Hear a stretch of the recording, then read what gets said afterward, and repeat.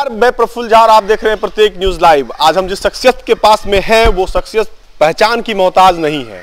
बिहार और यूपी में एक इनका कद है जो भोजपुरी इंडस्ट्रीज और लोक गायिका के क्षेत्र में उसको एक मुकाम देता है। छठ का माहौल हो चाहे भक्ति का माहौल हो, उनका गाना तो बजना तय माना जाता है। आज भी 20 साल से भोजपुरी इंडस्ट्रीज पे राज कर रही हैं, लेकिन हाल के दिनों में काफी चर्चा में है। चर्चा है यूपी में काबा। बिहार में काबा में तो उन्होंने अपना कोई प्रतिक्रिया नहीं दिया था, लेकिन यूपी में काबा जैसे ही नेहा सिंह राठौर ने कविता गाया तो बड़े बड़े इंडस्ट्रीज के लोग जो हैं वो उनकी प्रतिक्रिया आने लगी, और उसी प्रतिक्रिया के बीच में ये हमारे साथ जो आज हैं उनकी भी प्रतिक्रिया आई है। जी हाँ, बात कर रहे हैं देवी से, और देवी जानी पहचानी चेहरा है और जनता में, पब्लिक में आज भी उनकी डिमांड उतनी ही है जैसे 20 साल पहले हुआ करती थी। हम बात कर रहे हैं देवी से। नमस्कार देवी जी, आपका स्वागत है। Thank you so much. और सबसे पहले तो आपको धन्यवाद देना चाहेंगे इतने जबरदस्त एंट्री के लिए। चलिए, हम सवाल पूछ रहे हैं कि नेहा सिंह राठौर, उनकी कविता वायरल हुई है, बिहार में काबा के बाद यूपी में काबा। तो बिहार में काबा में नीतीश कुमार जी के विरोध में था, लेकिन यूपी में काबा में योगी जी के विरोध में है। तो बिहार में काबा में तो आपने कुछ प्रतिक्रिया दी नहीं, तो बिहार में कुछ नहीं है क्या, आपकी प्रतिक्रिया नहीं है, लेकिन यूपी में आप जैसे ही उन्होंने कविता गाया तो आपकी प्रतिक्रिया आ गई। आखिर ये काबा हो रहा है? देखिए, काफ़ी दिनों से ये जो गाना है मैं सुन रही थी, तो मुझे लगा कि ये जो लाइन है कि यूपी में काबा या बिहार में काबा, तो ये थोड़ा सा मुझे लगता है कि इससे मैं असहमत हूँ, क्योंकि हर स्टेट जो होता है उसमें कमियां हो सकती हैं, लेकिन उसकी खासियत भी होती है। तो अगर हम सिर्फ कमियों पर ही फोकस करेंगे तो मुझे लगता है कि ये थोड़ी सी ज़्यादा है। तो यूपी में ही जो है वो आप कमी दिखा रही हैं, बिहार में भी तो गाना आया था, उसमें कमी काहे नहीं दिखाई आप? देखिए, ये संजोग है कि उस टाइम मैंने कुछ नहीं बोला, लेकिन जब कुछ चीज़ें चर्चा में आती हैं, जब आप बार बार सुनते हैं तो डेफिनेटली आपको भी ऐसा होता है, एक जिसको बोल सकते हैं कि एक जो नागरिक, एक सामाजिक नागरिक होने के मतलब होने की वजह से हमें भी लगा कि ये जो लाइन है कि यूपी में काबा, ये थोड़ा आपत्तिजनक है। आप डेफिनेटली, मैं नेहा सिंह राठौर जी को मैं कहना चाहूँगी, शुभकामना भी देना चाहूँगी कि वो काफ़ी अपने बहुत ही बेबाकी वाले स्टाइल से वो आती है और अपनी कविताएं पढ़ती हैं, और कम उम्र में वो कविता पढ़ रही है, ये अपने आप में बड़ी बात है। एक लड़की, लेकिन उनको ट्रोल भी तो किया जा रहा है उतनी ही रफ्तार से, जितनी रफ्तार से वो कविता गाई है, तो काफ़ी वो कह सकते हैं कि अब लोगों ने उनको ट्रोल किया है, बहुत कुछ कमेंट बॉक्स में आया है, तो उस पर क्या कहेंगे, लोगों के लिए भी क्या कहेंगे आप? देखिए, लोग क्या कहते हैं वो तो लोग तो कुछ भी कहते हैं, उस पर मैं अपनी प्रतिक्रिया नहीं देना चाहूँगी।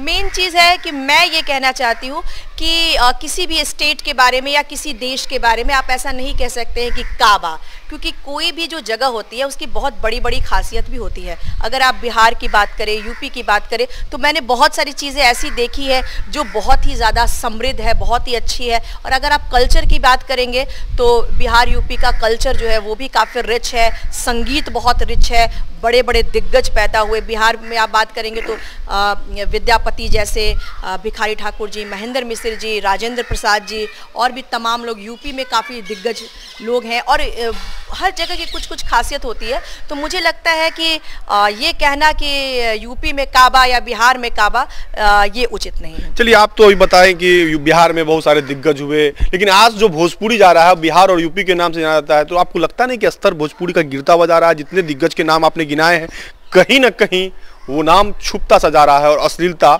ज़्यादा होती जा रही है। हाँ, देखिए, ये बात बिल्कुल सही है कि बुराइयों में अच्छाइयाँ होती है, अच्छाइयों में भी बुराइयाँ होती है। तो डेफिनेटली बहुत सारे ऐसे सिंगर्स हैं भोजपुरी में जो कि आज जो भोजपुरी का स्तर है उसको बहुत नीचे लेके गए हैं, लेकिन उसमें अच्छे लोग भी हैं और अच्छे लोगों से हमें प्रेरणा भी मिलती है, लोग सीखते भी हैं। और जैसे मैंने नाम लिया महेंद्र मिश्र, भिखारी ठाकुर जी, और भी बहुत सारे कलाकार हैं जिन्होंने भोजपुरी में बहुत अच्छा काम किया है।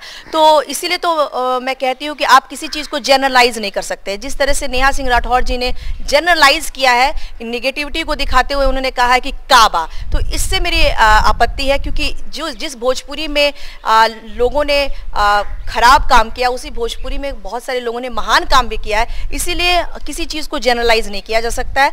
और मैं बताती हूँ कि जो भी अश्लील चीज़ें हैं वो ज़्यादा दिन तक तो टिकती नहीं है, अच्छी चीज़ ही कायम रहती है। आज भी जो चीज़ें अच्छी हैं वही टिकी हुई हैं, वही हमारे जीवन को ऊपर ऊपर की ओर ले जाती है, हमारे जीवन को इनहेंस करती हैं। तो ये जो अश्लीलता है वो महज कुछ दिनों की बात होती है, लोग उसके बाद भूल जाते हैं। चलिए सवाल से कुछ हटते हैं, शादी उदी कब कर रही हैं आप? देखिए मुझे लगता है कि शादी जो है वो बहुत ही ज़्यादा मेरे लिए बहुत ज़्यादा इम्पॉर्टेंट नहीं है। अगर मेरे जीवन में मुझे कभी ऐसा फील हुआ कि मुझे शादी करनी चाहिए तो मैं डेफिनेटली करूँगी, और अगर नहीं भी मैं करती हूँ तो मेरी फैमिली के साथ इतनी अच्छी बॉन्डिंग है, मेरे फैंस के साथ इतनी अच्छी बॉन्डिंग है, मेरे मित्रों के साथ इतनी अच्छी बॉन्डिंग है कि मुझे कभी भी ऐसा नहीं लगता है कि मैं अकेले हूँ। एक बहुत ही लोग जो शादी करते हैं उनके साथ तो छोटा परिवार रहता है, उनके पति या उनके बच्चे, घर गृहस्थी बसाने का मन नहीं है। मेरी तो इतनी बड़ी घर गृहस्थी बसी हुई है ऑलरेडी, तो मुझे नहीं लगता है कि आप ये कहें कि मेरे घर गृहस्थी बसी हुई नहीं है, बहुत ही अच्छे से बसी हुई है। और मेरे मम्मी पापा के साथ, मेरे भाइयों बहनों के साथ इतनी स्ट्रांग बॉन्डिंग है। मैं तो इस मामले में लकी मानती हूँ अपने आप को कि मैंने बहुत सारे फैमिलीज़ में देखे हैं कि लोगों को एक दूसरे से उतना अच्छा रिलेशन नहीं रहता है, लेकिन हमारी फैमिली में तो मतलब बहुत ही वंडरफुल रिलेशनशिप है। और इसी कारण शायद मुझे लगता है कि मुझे शादी का उतना मतलब उतनी फीलिंग्स भी नहीं आती है कि मुझे शादी कर लेनी चाहिए या अकेली हूँ। तो अभी मैं तो काफ़ी फुलफिल लाइफ जी रही हूँ। जी हम सवाल ले रहे हैं, पढ़ाई लिखाई कैसे हुआ और कैसे इस इंडस्ट्रीज में आप आ गई, जरा ये सोचने और लोग भी जानना चाहते हैं। देखिए मेरे माता पिता जो हैं वो प्रोफेसर हैं। मेरे पापा फिलॉसफी पढ़ा रहे थे अभी रिटायर किए इसी साल जेपी यूनिवर्सिटी में। मम्मी भी मेरी जेपी यूनिवर्सिटी में ही बॉटनी पढ़ाया करती थी। 2020 में वो लोग रिटायर हो चुके हैं। और बाकी मैं 4 भाई बहन हूँ। मेरी बड़ी सिस्टर है और उसके बाद मैं हूँ, उसके बाद एक छोटी सिस्टर है जो कि मैरिड है, उसके 2 बच्चे हैं, और एक मेरा छोटा भाई है। बस ऐसी फैमिली है। और पढ़ाई लिखाई मैंने बिहार में ही मेरा एजुकेशन हुआ है। मैंने इंटर तक छपरा में पढ़ाई करी, उसके बाद जो ग्रेजुएशन है वो मैंने सिवान कॉलेज से किया है। और बस मैं ग्रेजुएट हूँ म्यूज़िक से। अच्छा, ऐसा कोई वाकया आपके साथ में कभी हुआ कि नहीं, जब इतना बड़ा मतलब कलाकार जब गायन के क्षेत्र में या गायकी के क्षेत्र में बहुत उभर रही होंगी, तो परीक्षा देने गई होंगी, तो उस समय लोग सेल्फी उल्फी लेने के लिए अरे देवी आ गई, देवी आ गई, तो उस वो कोई वाकया है कि दर्शक को सुनाना चाहिए? हाँ बिल्कुल, मैं बताऊं कि मैं जब मेरा एल्बम निकला था तो मैं उस समय इंटर वगैरह में ही थी। और मुझे जहाँ तक याद है ग्रेजुएशन का एग्ज़ाम था और मैं डीएवी कॉलेज सिवान में मेरा सेंटर पड़ा था। और जब मैं वहाँ पहुँची तो सारे लड़के लड़की बिल्कुल पहचान गए मुझे। और एग्ज़ाम के बाद तो मुझे सिक्योरिटी बुलानी पड़ी, पूरी पुलिस फोर्स, क्योंकि इतने सारे लोग ऑटोग्राफ लेने लगे। और जो विद्यार्थी थे उसके साथ जो प्रोफेसर्स थे वो भी हमारे पास आ गए, वो लोग भी फोटो खिंचाने लगे और वो भी ऑटोग्राफ ले रहे थे। तो ये आपको तो लगा हम कहाँ फंस गए आके यार। नहीं, फंसना नहीं कहते हैं इसको तो प्यार कहते हैं। और आर्टिस्ट तो इस दिन का इंतजार करता है कि जब वो सड़कों पे चले और लोग उसे पहचाने और उसके पास आ जाए, तो ये तो सौभाग्य होता है। चलिए एक गाना गुनगुना कर सुना दीजिए दर्शकों को, जो आपका आज सुनने में आ रहा है कि एक नया गाना लॉन्च भी हुआ है। वो कौन सा गाना का मुखरा थोड़ा सुना दीजिए, इसके बाद फिर बात करेंगे। इस गाने का नाम है प्यार। तो आइए अपने दर्शकों को सुनाते हैं। प्यार करके सजना भूला तो न जाएबा, कि जिंदगी में आके दूर चले जाएबा। प्यार करके सजना हो, प्यार बाटे जिंदगी में बहुत जरूरी।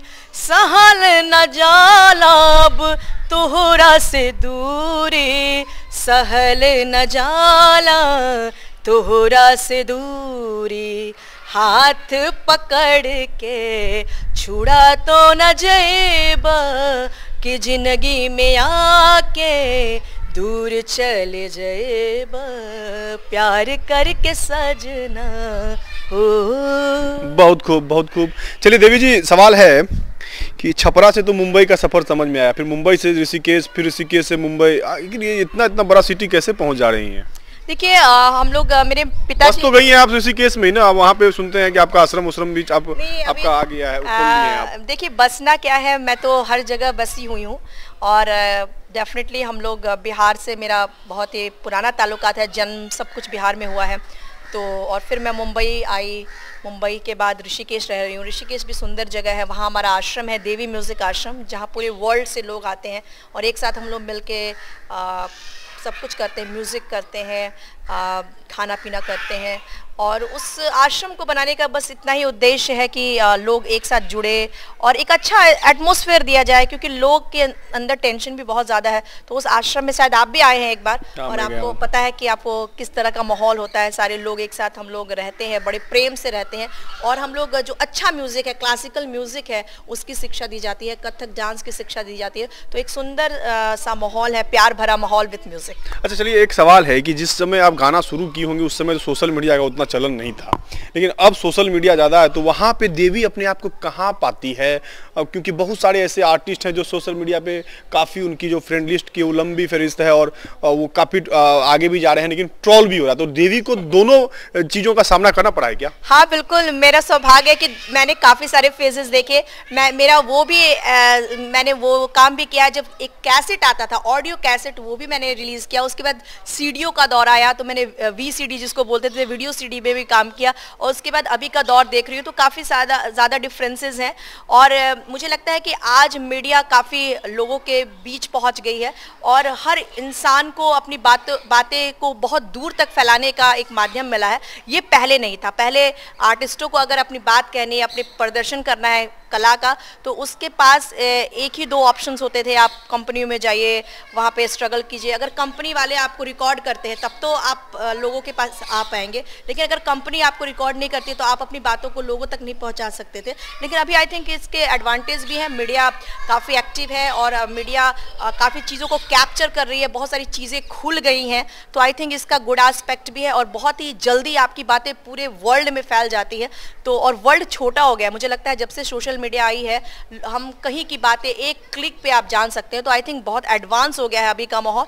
हाँ, लेकिन जो पुराना जो दौर था उसमें क्या था कि लिमिटेड सिंगर्स आते थे, तो लोग 1-2 सिंगर्स को ही ज़्यादा सुन पाते थे। अभी उनके पास इतने ज़्यादा ऑप्शंस हो जाते हैं कि कई बार लोग कंफ्यूज हो जाते हैं, तो बहुत सारी अच्छी चीज़ें भी दब जाती हैं। तो आई थिंक कि तो मुझे लगता है कि दोनों दौर का कुछ एडवांटेज एंड डिसएडवांटेज है। देवी है हमारे साथ। देवी, जितना आप लोगों के बीच 20 वर्षों से राज कर रही हैं और लोगों में, दर्शकों में उमंग है, तो कहीं राजनीति नेता उता बनने का शौक तो नहीं आ गया आप में? नहीं, मुझे लगता है कि मेरा ये मानना है कि जिसका जो फील्ड है उसको उसी फील्ड में रहना चाहिए। अगर आप एक डॉक्टर हैं और आप इलाज लोगों का अच्छा से कर रहे हैं, तो मुझे लगता है कि उसको उसी में अपने आप को रखना चाहिए। तो मैं अपने आप को भाई कलाकार मानती हूँ, एंटरटेनर मानती हूँ, गाना नाचना ये मेरा काम है। तो डेफिनेटली क्योंकि मैं एक इंसान जो है वो थोड़ा सोचनीय प्राणी है, तो वो बहुत सारी चीज़ों को देखता है, परखता है, उसके विचार होते हैं, वो अपने विचारों को भी डालता है। तो डेफिनेटली, लेकिन मेरा जो मूल काम है वो मेरा है संगीत, और जो मैं उसके साथ ही जुड़ना चाहती हूँ, और एक एज ए ह्यूमन बीइंग अच्छा कार्य करना चाहती हूँ। और अच्छे कार्य करने के लिए आपको ज़रूरी नहीं है कि आप राजनीति में आए। अगर आप किसी की सेवा करना चाहते हैं तो सेवा ऐसे भी की जा सकती है, उसके लिए ज़रूरी नहीं है कि आप पॉलिटिक्स में ही आए। तो अभी तो फ़िलहाल मेरा कोई पॉलिटिक्स में आने का विचार नहीं है। अभी तो फ़िलहाल मैं और गाने और डांस के साथ ही लोगों का मनोरंजन करना चाहती हूँ। चलिए, ये थी देवी जिन्होंने अपनी बात को बहुत ही बेबाकी से रखी है, और नेहा सिंह राठौर ने जिस तरह से यूपी में काबा गाई है, तो उन्होंने उनको एक सजेशन भी दिया है, और बाकी उन्होंने उनको शुभकामना भी दिया है कि नेहा सिंह राठौर आगे बढ़े, ये मंगल कामना भी की है। लेकिन जिस दौर में देवी थी, आज भी लोग देवी को उसी दौर में, उसी रूप में पसंद आज भी करते जा रहे हैं।